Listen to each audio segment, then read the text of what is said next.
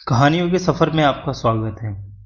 आज हम लेके आए हैं उर्दू साहित्य के महान कथाकार शहादत हसन मंटो की एक दिलचस्प और व्यंग्यपूर्ण कहानी आम। मंटो की यह कहानी एक साधारण से फल के बहाने इंसानी स्वभाव, सामाजिक भेदभाव और हमारी छोटी छोटी इच्छाओं की गहरी पड़ताल करती है। उनकी पैनी नज़र और बेहतरीन कहानी कहने की कला इस साधारण से विषय को भी बेहद अर्थपूर्ण बना देती है। तो आइए सुनते हैं मंटो की कहानी आम। खजाने के सभी क्लर्क जानते थे कि मुंशी करीम बख्श की पहुंच बड़े साहब तक भी है, इसलिए ये सब उनकी इज्जत करते थे। हर महीने पेंशन के कागज भरने और पैसा जमा करने के लिए जब वो खजाने में आता तो इसी बहाने से उसका काम जल्दी जल्दी कर दिया जाता। 50 रुपये उनको अपनी 30 साल की नौकरी के बदले हर महीने सरकार की तरफ से मिलते थे। हर महीने 10-10 के 5 नोट वह अपने हल्के हल्के कांपते हुए हाथों से पकड़ता और अपने पुराने ढंग के लंबे कोट के अंदर की जेब में रख लेता। चश्मे से खजांची की तरफ एक शुक्रिया भरी नज़रों से देखता और यह कहकर कि अगर जिंदगी रही तो अगले महीने फिर सलाम करने के लिए हाजिर हो जाऊंगा, बड़े साहब की तरफ चला जाता। 8 बरस से उसका यही नियम था। खजाने के करीब करीब हर क्लर्क को मालूम था कि मुंशी करीम बख्श, जो खुफिया विभाग की कचहरी में कभी दफ्तर का रक्षक हुआ करता था, बहुत ही इज्जतदार, शरीफ और नरम स्वभाव का आदमी है। मुंशी करीम बख्श सच में इन खूबियों का मालिक था। कचहरी में अपनी लंबी नौकरी के दौरान बड़े अफसरों ने उसकी हमेशा तारीफ की है। कुछ जजों को तो मुंशी करीम बख्श से मोहब्बत हो गई थी और उसके सच्चे व्यवहार का हर आदमी कायल था। इस वक्त मुंशी करीम बख्श की उम्र 65 से कुछ ऊपर थी। बुढ़ापे में आदमी आमतौर पर कमज़ोर और नरम हो जाता है, मगर वह जवानी में भी ऐसी ही तबीयत का मालिक था। दूसरों की सेवा करने का शौक इस उम्र में भी वैसा का वैसा ही कायम था। खजाने का बड़ा अफसर मुंशी करीम बख्श के एक करीबी और मेहरबान जज का लड़का था। जज साहब की मौत पर उसे बहुत दुख हुआ था। अब वह हर महीने उनके लड़के को सलाम करने के मकसद से जरूर मिलता था। इससे उसे बहुत सुकून मिलता था। मुंशी करीम बख्श उन्हें छोटे जज साहब कहा करता था। पेंशन के 50 रुपये जेब में डालकर वह बरामदा पार करता और चिक लगे कमरे के पास जाकर अपने आने की खबर कराता। छोटे जज साहब उनको ज़्यादा देर तक बाहर खड़ा नहीं रखते, फौरन अंदर बुला लेते और सब काम छोड़कर उनसे बातें शुरू कर देते। तशरीफ़ रखिए मुंशी साहब, फरमाइए, मिजाज कैसा है? अल्लाह का लाख लाख शुक्र है, आपकी दुआई से बड़े मज़े से गुजर रही है। मेरे लायक कोई खिदमत? अरे आप मुझे क्यों शर्मिंदा करते हैं? मेरे लायक खिदमत हुई तो बताइए। खिदमतगारी तो बंदे का काम है। आपकी बड़ी नवाजिश है। इस तरह औपचारिक बात के बाद मुंशी करीम जज साहब की मेहरबानियों का जिक्र छेड़ देता। उनके ऊंचे चरित्र की तारीफ बड़े समर्पित अंदाज में करता और बार बार कहता कि अल्लाह बख्शे, मरूम फरिश्ता जैसे इंसान थे, खुदा उनको जन्नत नसीब करे। मुंशी करीम बख्श के लहजे में खुशामद वगैरह की जरा भी मिलावट नहीं होती। वह जो कुछ कहता महसूस करके कहता। उसके बारे में जज साहब के लड़के को, जो अब खजाने के बड़े अफसर थे, अच्छी तरह से मालूम था। यही वजह है कि वह उसको इज्जत के साथ अपने पास बिठाते और देर तक इधर उधर की बातें करते रहते थे। हर महीने दूसरों बातों के अलावा मुंशी करीम बख्श अपने के आमों के बाग का जिक्र भी आता। मौसम आने पर जज साहब के लड़के की कोठी पर आमों का एक टोकरा पहुंच जाता था। मुंशी करीम बख्श को खुश करने के लिए वो हर महीने उसको याद दिला देते थे, मुंशी साहब देखो, इस मौसम पर आमों का टोकरा भेजना न भूलिएगा। पिछली बार जो आपने आम भेजे थे उसमें मेरे हिस्से में सिर्फ 2 ही आम आए थे। कभी ये 3 हो जाते, कभी 4, तो कभी सिर्फ 1 ही रह जाता। मुंशी करीम बख्श ये सुनकर बहुत खुश होता। हुजूर, ऐसा भी हो सकता है कि जो ही फसल तैयार हो फौरन ही मैं आपकी खिदमत में टोकरा लेकर हाजिर हो जाऊंगा। 2 कहिए 2 हाजिर कर दूं। ये बाग किसके हैं? आपके ही तो हैं। कभी कभी छोटे जज साहब पूछ लिया करते कि मुंशी जी, आपके बाग कहाँ हैं? दीनानगर में है हुजूर। ज़्यादा नहीं, सिर्फ 2 हैं। उसमें से एक तो मैंने अपने छोटे भाई को दे रखा है, जो इन दोनों का इंतजाम वगैरह करता है।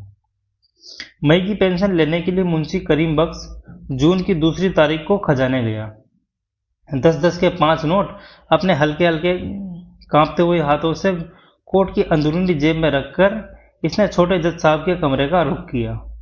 हमेशा की तरह उन दोनों में वही औपचारिक बातें हुई और आखिर में आमों का जिक्र भी आया, जिस पर मुंशी करीम बख्श ने कहा कि दीनानगर से चिट्ठी आई है कि अभी आमों के मुंह पर चीप भी नहीं आया। जो ही चीप आ गया और फसल पककर तैयार हो गई, मैं फौरन पहला टोकरा लेकर आपकी खिदमत में हाजिर हो जाऊंगा। छोटे जज साहब, इस दफा एक ऐसा तोहफा आम होंगे कि आपकी तबीयत खुश हो जाएगी। मलाई और शहद के घूंट न हुए तो मेरा जिम्मा। मैंने लिख दिया है कि छोटे जज साहब के लिए एक टोकरा खास तौर पर भरवा दिया जाए और सवारी गाड़ी से भेजा जाए ताकि जल्दी और सावधानी से पहुंचे। 10-15 दिन आपको और इंतजार करना पड़ेगा। छोटे जज साहब ने शुक्रिया अदा किया। मुंशी करीम बख्श ने अपनी छतरी उठाई और खुशी खुशी घर वापस आ गया। घर में उसकी बीवी और बड़ी लड़की थी, ब्याह के दूसरे साल ही जिसका पति मर गया था। मुंशी करीम बख्श की कोई और औलाद नहीं थी, मगर उनके छोटे से परिवार के बावजूद 50 रुपयों में उनका गुजारा बहुत ही मुश्किल से होता था। इसी तंगी की वजह से उसकी बीवी के सारे गहने इन 8 बरसों में धीरे धीरे करके सब बिक गए थे। मुंशी करीम बख्श फिजूल खर्च नहीं था। उसकी बीवी और वह बड़े किफ़ायत से रहते थे, मगर इस किफ़ायत के बावजूद तनख्वाह में से एक पैसा भी उनके पास नहीं बचता। उसकी वजह सिर्फ ये थी कि मुंशी करीम बख्श कुछ आदमियों की खिदमत करने में बेहद ही खुशी महसूस करता था। उन कुछ खास आदमियों की खिदमत गुजारी में जिनसे उसे दिली लगाव था। उन खास आदमियों में से एक तो जज साहब के लड़के थे, दूसरे एक और रिटायर अफसर थे जो रिटायर होकर अपनी जिंदगी का बचा हुआ ही एक हिस्सा बहुत बड़ी कोठी में गुजार रहे थे। उनसे मुंशी करीम बख्श की मुलाकात हर रोज सुबह सवेरे कंपनी के बाग में होती थी। बाग की सैर के दौरान मुंशी करीम बख्श उनसे हर रोज पिछले दिन की खबरें सुनता था। कभी कभी जब वह बीते हुए दिनों की बात छेड़ देता तो डिप्टी सुपरिटेंडेंट साहब अपनी बहादुरी के किस्से सुनाना शुरू कर देते थे कि किस तरह उन्होंने लायपुर के जंगली इलाके में एक खूंखार कातिल को पिस्तौल खंजर दिखाए बिना गिरफ्तार किया और किस तरह उनके रोब से एक डाकू सारा माल छोड़कर भाग गया। कभी कभी मुंशी करीम बख्श के आमों के बागों का भी जिक्र आ जाता। मुंशी साहब कहिए, अब की दफ़ा फसल कैसी रहेगी? फिर चलते चलते डिप्टी सुपरिटेंडेंट साहब यह भी कहते कि पिछले साल आपने जो आम भिजवाए थे बहुत ही अच्छे थे, बेहद लजीज थे। इंशाअल्लाह खुदा के हुक्म से अब की बार ऐसे ही आम हाजिर करूंगा। एक ही बूटे के होंगे, वैसे ही लजीज, बल्कि पहले से भी कुछ बढ़ चढ़ के होंगे। उस आदमी को भी मुंशी करीम बख्श हर साल मौसम पर एक टोकरा भेजता था। कोठी में टोकरा नौकरों के हवाले करके जब वो डिप्टी साहब से मिलता और वो उसका शुक्रिया अदा करते तो मुंशी करीम बख्श बहुत नरमी से काम लेते हुए कहता, डिप्टी साहब, आप क्यों मुझे शर्मिंदा करते हैं? अपने बाग हैं, अगर एक टोकरा यहाँ ले आया तो क्या हो गया? बाजार से आप एक छोड़ कहीं टोकरे मंगवा सकते थे। ये आम चूंकि अपने बाग के हैं और आम में सिर्फ एक बूटा है जिसके सारे दाने, घुलावट, खुशबू और मीठा सब एक जैसी हैं, इसलिए ये कुछ तोहफे के तौर पर ले आया।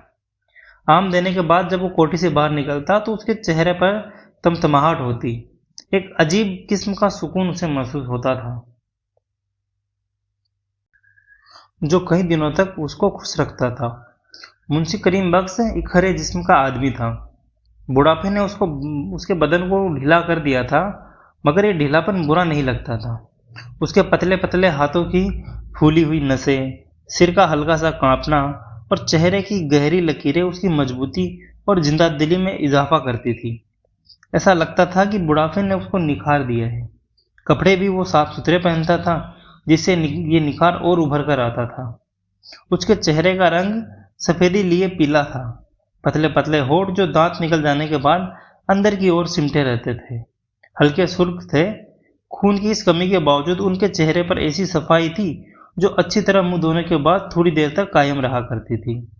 वो कमजोर जरूर था, 65 बरस की उम्र में कौन कमजोर नहीं हो जाता, मगर इस कमजोरी के बावजूद उसमें कई कई मील पैदल चलने की हिम्मत थी।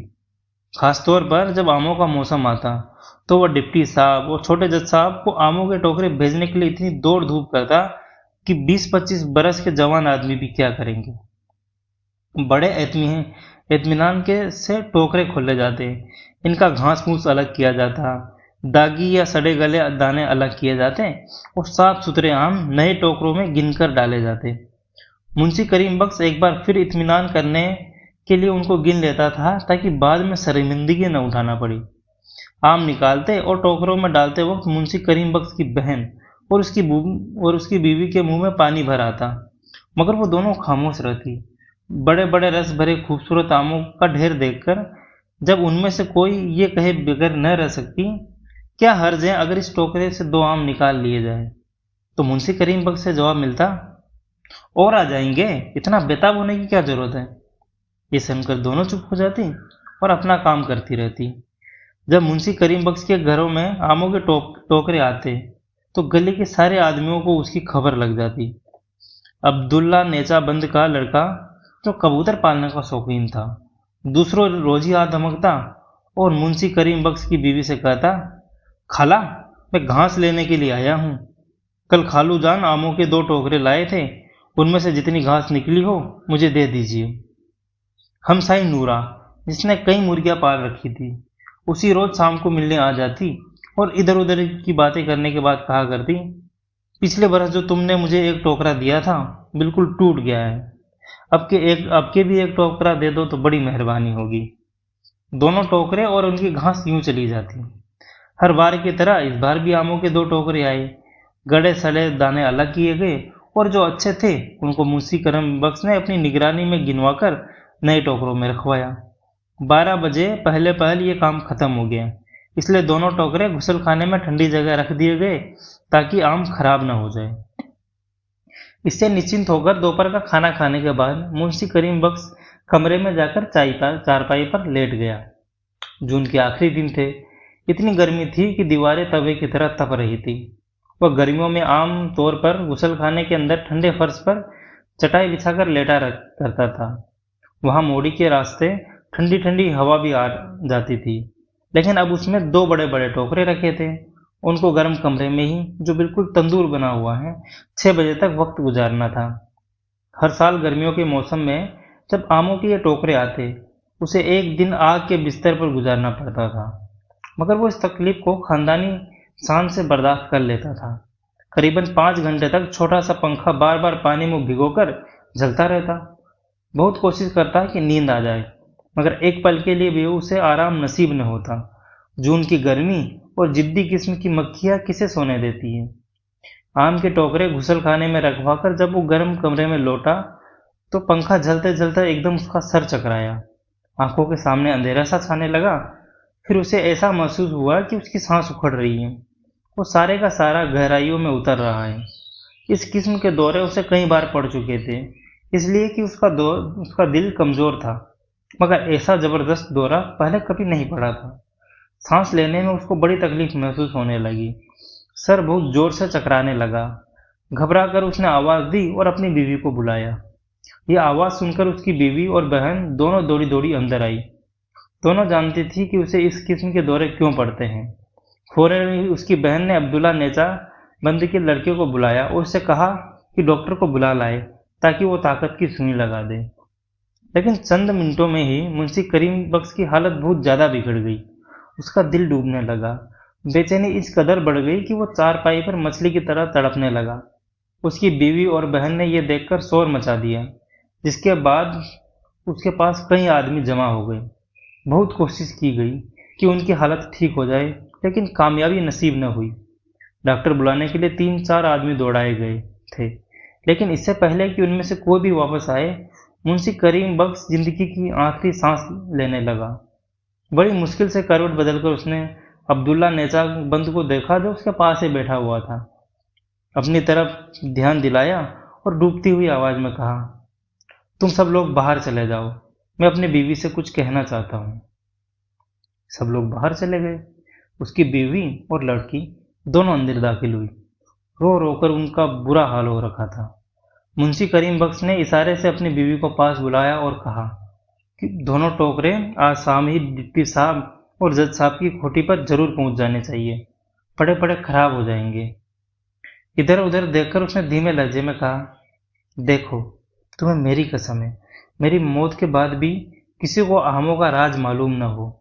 किसी से न कहना कि ये आम हम बाजार से खरीद कर लोगों को भेजते थे। कोई पूछे तो यही कहना कि दीनानगर में हमारे बाग है, बस। और देखो, जब मैं मर जाऊं तो छोटे जज साहब और डिप्टी साहब को जरूर इत्तिला भेज देना। चंद लम्हात बाद मुंशी करीम बख्श मर गया।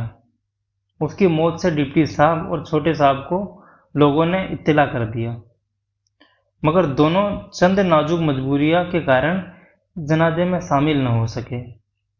तो दोस्तों, यहीं समाप्त होती है ये कहानी।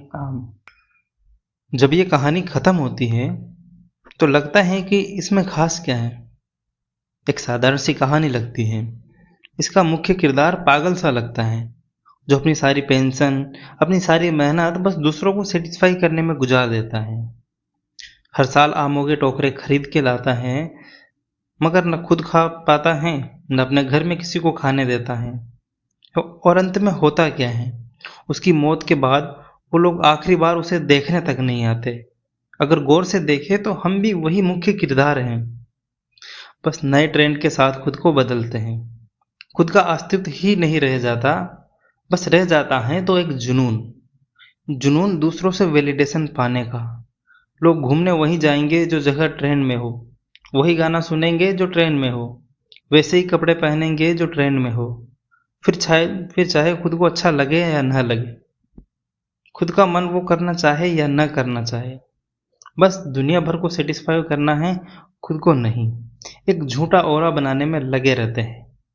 मगर सच तो ये है कि जिसके लिए ये सब करते हैं उन्हें कुछ फर्क ही नहीं पड़ता।